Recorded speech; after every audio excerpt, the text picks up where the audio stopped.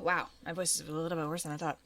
Hi everyone, hope you're having a fantastic day. My name is Via Van Helsing. Welcome to the Beginner's Guide. As you guys can probably tell, I have a little bit of a thing going on here. I'm coming down with something, but I've got my tea, so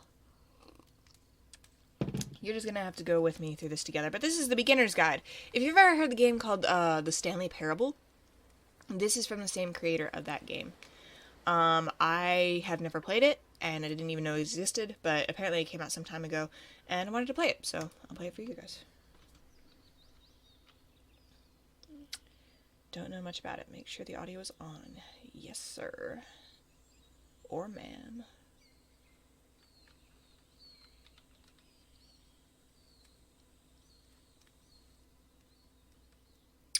Okay. Hi there. Hi. Thank you very much for playing The Beginner's Guide. You're welcome. My name is Davey Reedon. Hi. I wrote The Stanley Parable.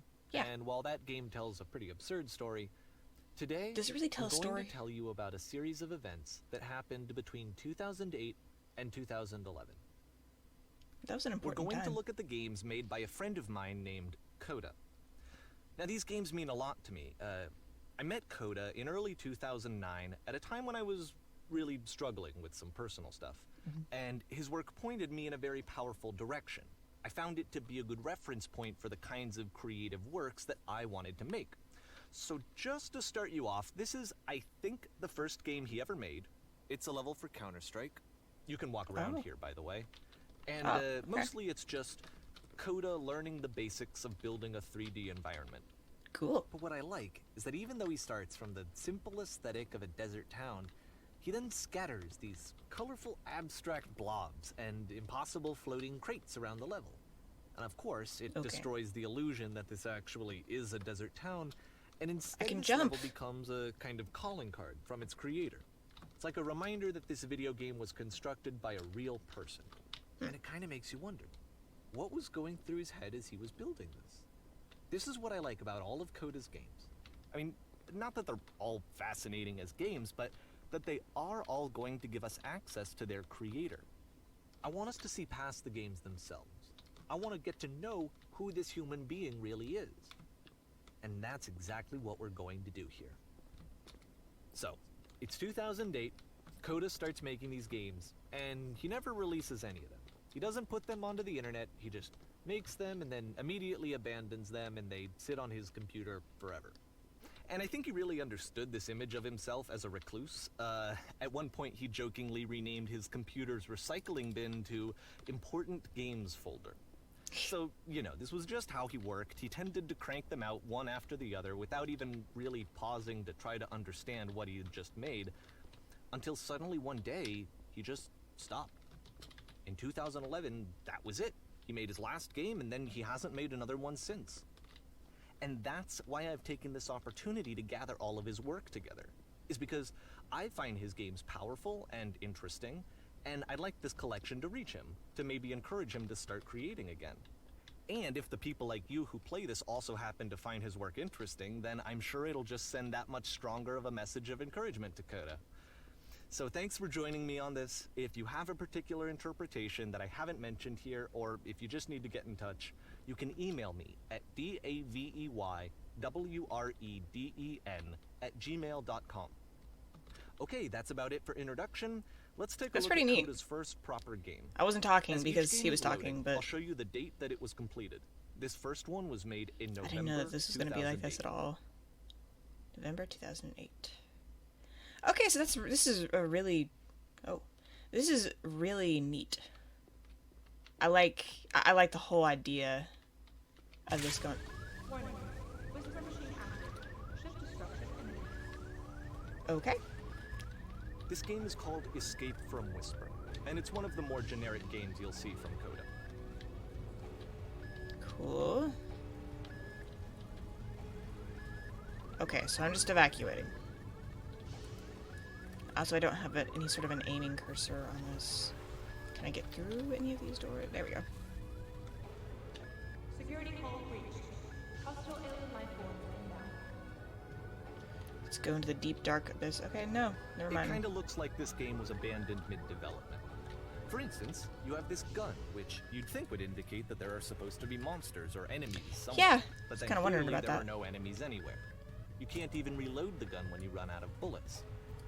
But Oh, can't? ultimately, we No, I don't can't. really know. Maybe Coda thought that actually it was complete the way that it is. And I think that we should talk about his games for what they are, rather than for what they're not. Enemy force neutralized. Begin shield evacuation. Okay, well, there are these cool bullet holes, so I'll give him that. But it seems like I can't go anywhere from here. Oh, wait. Okay, the door opened. I love how you can see the bottom of the universe from this room. Oh, yeah. Look, guys, that's what the bottom of the universe looks like. Just in case you were wondering. Okay, so, whoa. Apparently, this space station has a labyrinth on it. Sure, I don't know. There's really no reason for it that I've ever been able to discern, so in the interest of time, I'm just gonna skip you on past it. Oh, thanks. That Okay, was nice of this you. is the part that's interesting. Okay. The game has this narrative about the whisper machine and how it has to be turned off, and then you get to the engine room. Hey, you there, in the engine room. You Yeah. can save us all. Yeah? That beam is powering a whisper machine. We could disrupt it by introducing a great enough heat signature.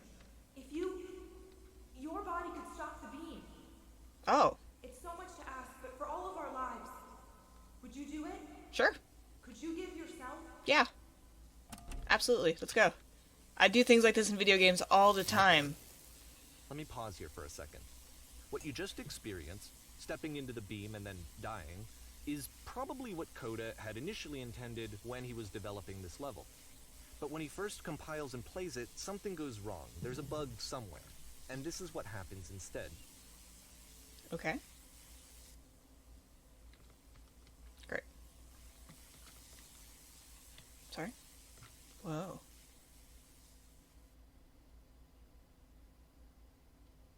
Wow. The beam causes you to start floating. And this is an important moment for him. Because yes, this is technically a glitch, but Coda identifies something human about it. Like how small it makes you feel in the face of this larger chaotic system. Or this floating could be the afterlife, a peaceful place, juxtaposed against all of the hysteria that you've just had to traverse. I don't even know. I have no idea what he was thinking, but what's clear is that after making this, something lodges itself in his brain. He wants to do more of these really weird and experimental designs. So he stops work on this and moves on to a stream of tiny little games that go in all sorts of directions. Let's go ahead and take a look at the first game he made after leaving this one behind. I wasn't expecting this. This is a journey. Oh. The past was behind her. Sorry? I can't move.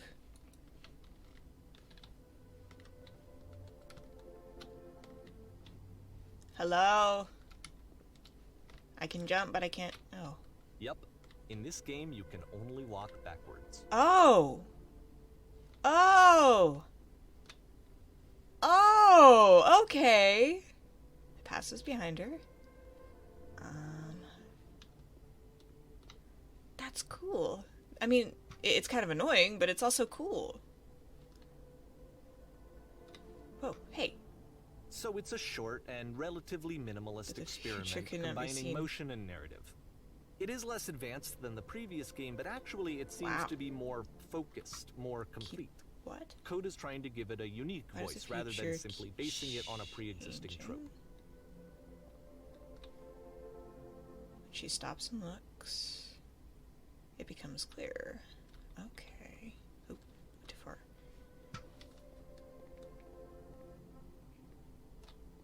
But if the future is always behind her, how will she find the strength to confront it? It's a short little thought, it says what it wants to say, and then it ends. That's cool. Didn't need anything more than that. That's cool. Which to me That's a is whole why book. it works, because it gets out quick. Mm-hmm. Okay, next one. Oh. Slenderman. Probably not. Oh, okay. This is some pretty pitch blackness right here. You are now entering.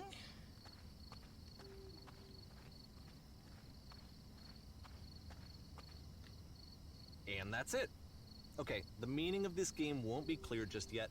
Please be patient with me for a few more games, and I promise you'll see what makes it interesting. Okay. I believe in you, person. Oftentimes, Coda would put bizarre titles like this one at the start of his games. Said nonsense in nearly every I direction. wish I'd known him at the time that he was making these early games. He would really only talk to me about his work as he was making it. Once he stopped work on a game, like, that was it. It was dead to him. And I don't agree with that at all, but what are you gonna do? Okay.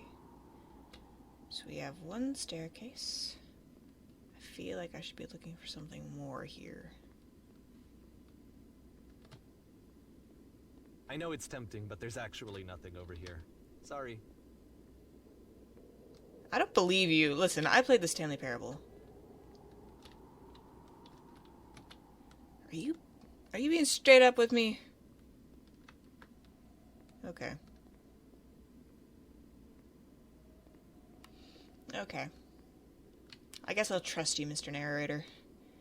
I didn't trust the last narrator that you put in, but you sound a little bit more trustworthy, I guess. He had a British accent, you know how that is. Okay. Up the stairs we go. Wow, that was a pretty good one. I wasn't expecting to be able to perform that. Oh. Can't go any Once higher. you've been slowed to an absolute crawl, the door at the top of the stairs opens. So why, if Coda's not showing these games to anyone, why bother opening the door at all? Well, to show you, I'm modifying the game here so that when you press enter, it'll bring you back up to full speed so you can enter the door for yourself. Okay.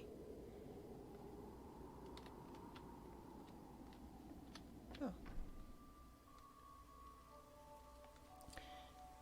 What? Whoa. A game that is nothing but a series of obvious manuals come with the game getting encouraged. A room that's warm and nice and filled with little ideas for games.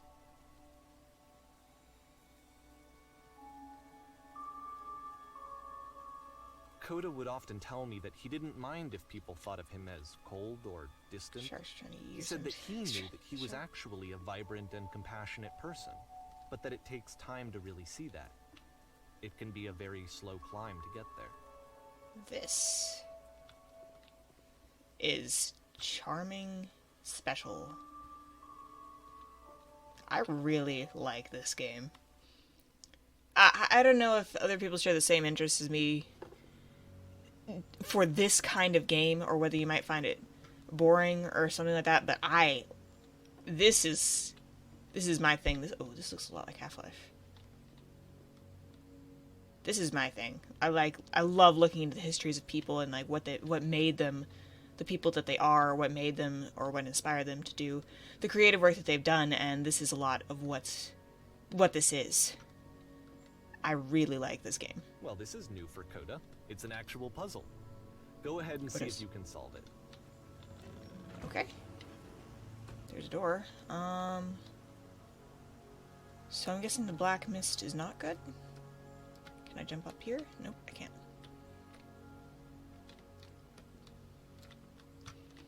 Okay, I don't see any... Can I just jump? What can I do? I don't understand.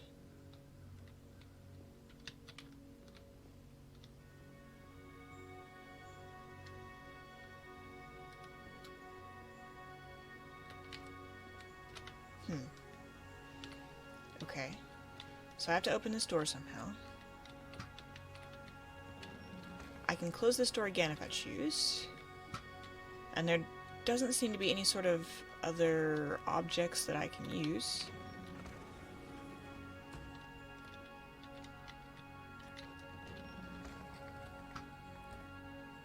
Oh.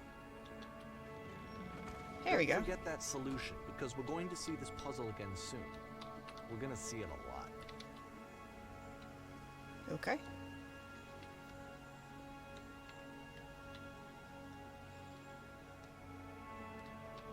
I'm sorry I'm not talking very much. I just feel like I don't have too much to add to this. He's talking already, and then just the games themselves are just This is pretty neat. So that seems to be it, right? You Okay. walk down a corridor, you solve a puzzle, you get to the end. Simple enough. Alright, now I'm going to modify the game again so that when you press enter, it'll remove all of the walls from this room. Okay. Whoa. What a map. How about that? There was Yeah. more to it than we had any way of knowing. I actually find it funny that this game comes after the Stairs game since they essentially can I convey float? the opposite idea. So, in the Stairs game, a dull exterior concealed a rich interior. And then, in this level, a dull interior hides this fantastic outer world. Ah. Either way, I think that the point is the same. Is that most of the time, you don't get to know what you're missing. Or even Yeah. that you're missing anything. That's not your role as a player. So if your role here is not to understand, then what is it? I don't know. Oh, we're back in this one. Can I go? Okay, I can't stray from the path. I didn't try to last time, so... You are now exiting! Aha. So, this, combined with the entering game from earlier, tells us that Coda believes his games are connected somehow. It could even be that the Stairs game and the puzzle game are literally connected in between this and the entering game. There's a bigger picture that all of his games are meant to play a role in, some larger meaning that we won't be able to grasp until we've seen all of them. And once we have, we can step back and start to understand what exactly that bigger picture is.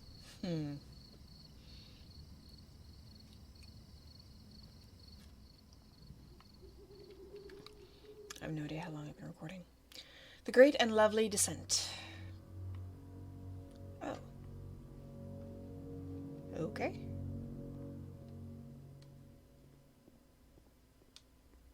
I am descending.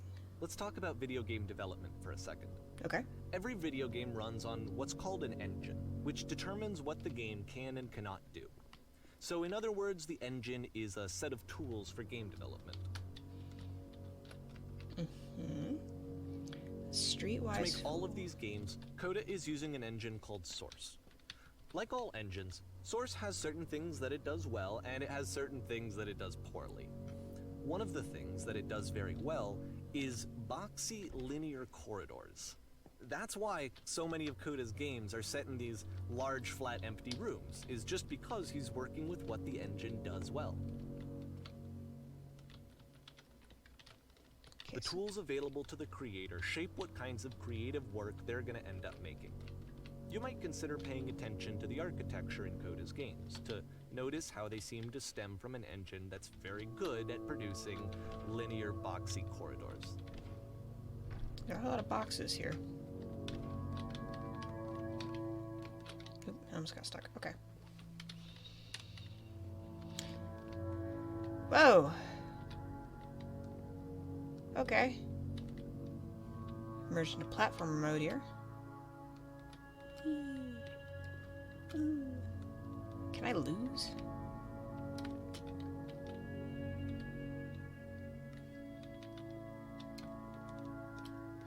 Whoa, okay. Oh.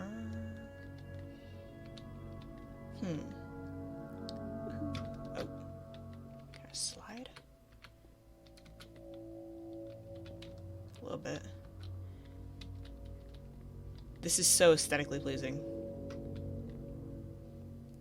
Just this whole platforming thing.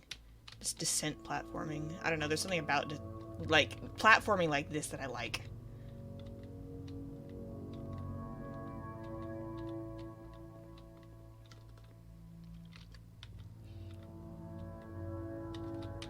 Woo! Oh. Thank you. Did you catch me or did the game catch me? Mr. Narrator. Okay, down, down, down, down to Goblin Town.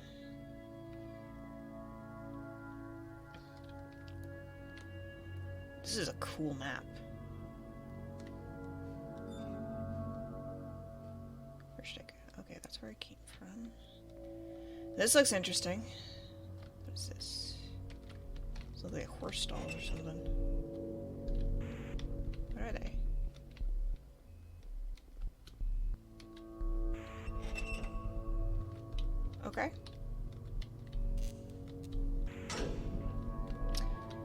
Okay.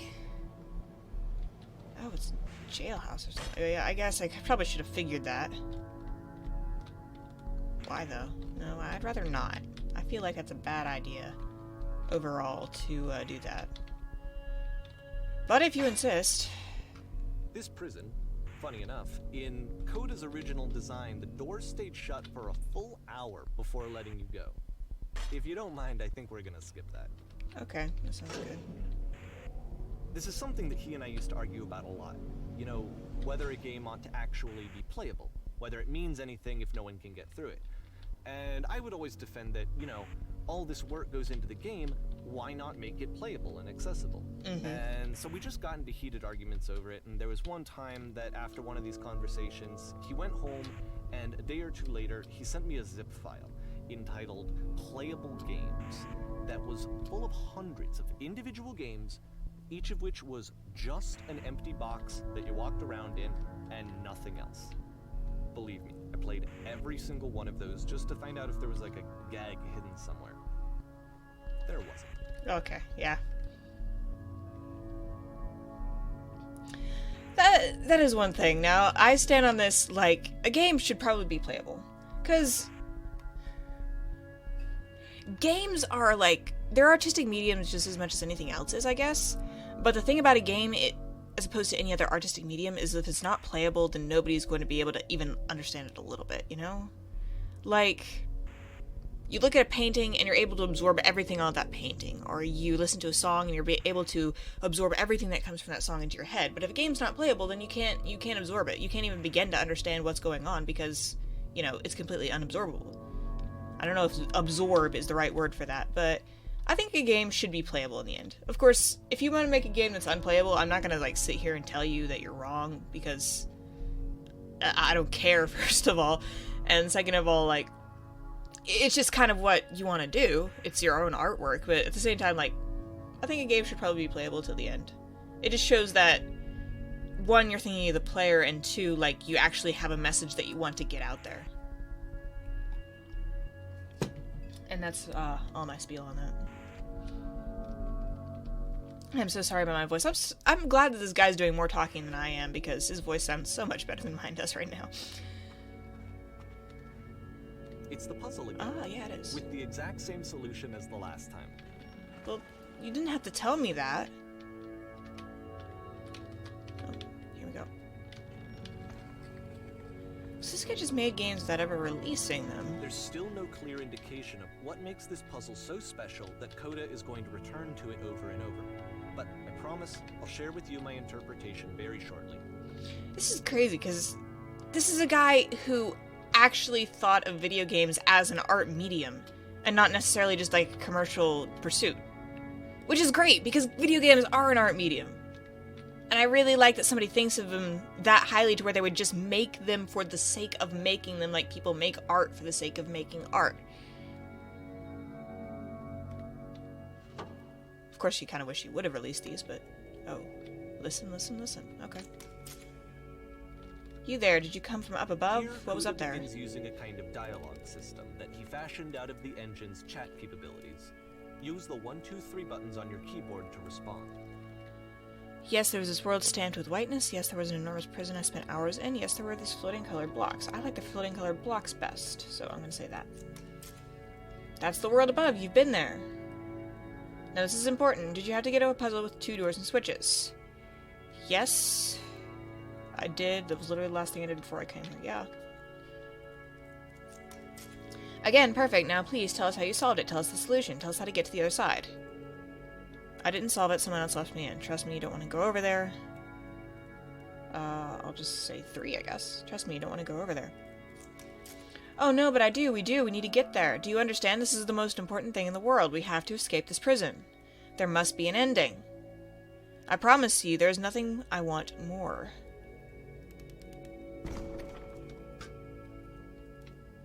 Oh. Is that it? Can I not get up here? Okay, so this is this his philosophies on the ending, or what? You just want an end to the game? Oh. Hi. Again. How did you get here? Was there a puzzle you had to pass through? Sure, yes.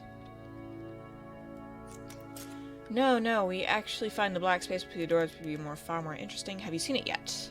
Why would I care about the space between the doors? Actually, now that you mention it, I remember feeling strange when I passed through it. Don't recall a space in between the doors. Why would I care about the space between the doors? Okay, I'm just gonna ask the obvious question. There is a reason, but it may take time before you understand, which is fine. You'll see it again soon. Okay. The black space in between the doors? You mean, like... What do you mean?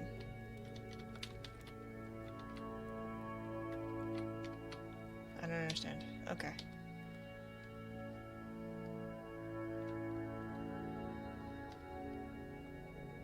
And so we make one last descent down to the final floor of the level.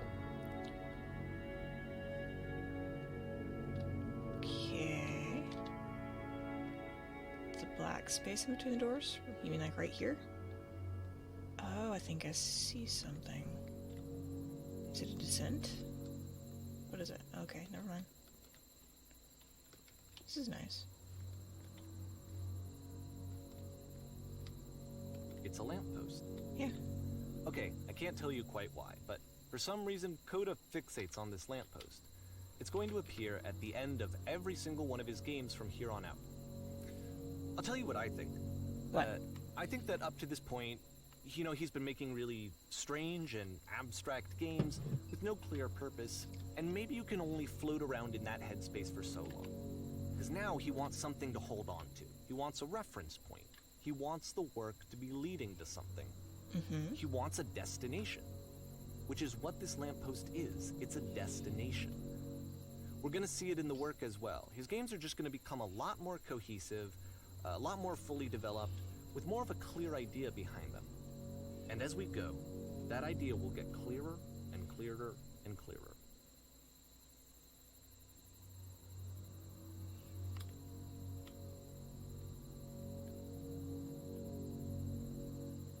Okay, I think I'm gonna pause that right there.